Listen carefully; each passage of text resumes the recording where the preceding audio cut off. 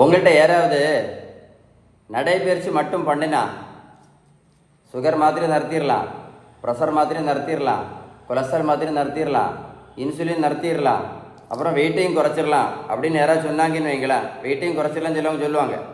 Daily நடைபயிற்சி போனாலே வெயிட்டையும் குறைச்சிடலாம், மாத்திரையும் நிறுத்திடலாம், இன்சுலின் நிறுத்திடலாம் யாராவது சொல்லுவாங்க.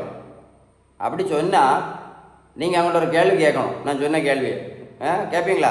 கண்டிப்பாக கேட்கணும். அதுக்கு தான். சரியா?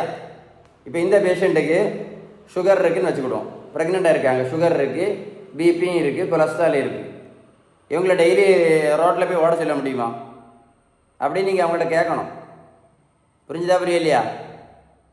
அதனால் நடைபயிற்சி மட்டும் பண்ணி ஒரு மாத்திரை நிறுத்த முடியாது, எந்த இன்சுலின் நிறுத்த முடியாது. சரியா? புரிஞ்சா புரியலையா? மாத்திரை இன்சுலின் நிரந்தரமாக நடத்தணும்னா ஒரே ஒரு வழி மட்டும்தான், பேலன்ஸ்டு டயட் மட்டும்தான். பேலன்ஸ் டயட் மட்டும்தான்.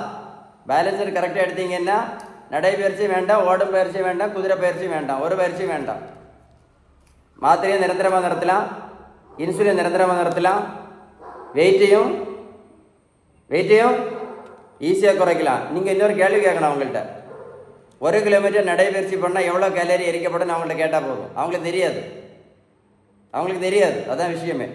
1 கிலோமீட்டர் நடைபயிற்சி பண்ணால் 40லேருந்து 50 கேலரி மட்டும்தான் எரிக்கப்படும்.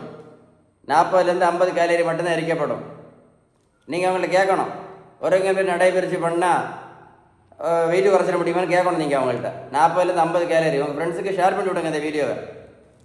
உங்களுக்கு பேலன்ஸ்டு டயட்டை பற்றி ஏதாவது உதவி தேவை இருந்தால் கண்டிப்பாக கால் பண்ணி பேசுங்க. உங்கள் ஃப்ரெண்ட்ஸுக்கு ஷேர் பண்ணி விடுங்க இந்த வீடியோ. இங்கே பாருங்கள், இந்த பெரிய 42 கிலோ வெயிட் குறைச்சேன், 128லேருந்து 86 கிலோ. நான் ப்ரோட்டீன் பவுடரும் கொடுக்கல, மாத்திரையும் கொடுக்கல, ஜூஸும் கொடுக்கல, ஊசியும் போடலை. இந்த தம்பி போய் நான் ரோட்டில் போய் நான் ஓடக்குன்னு சொல்லலை. நான் ஏன் ஓட சொல்லலை? எனக்கு தெரியும், ரோட்டில் ஓடினாலும் நடைபயிற்சி பண்ணாலும் 1 கிலோமீட்டர் நடைபயிற்சி பண்ணால் 40லேருந்து 50 கேலரி தான் எரிக்கப்படும். அதில் நடைபயிற்சியை நான் பண்ணவே சொல்லலை. புரிஞ்சுதா புரியலையா?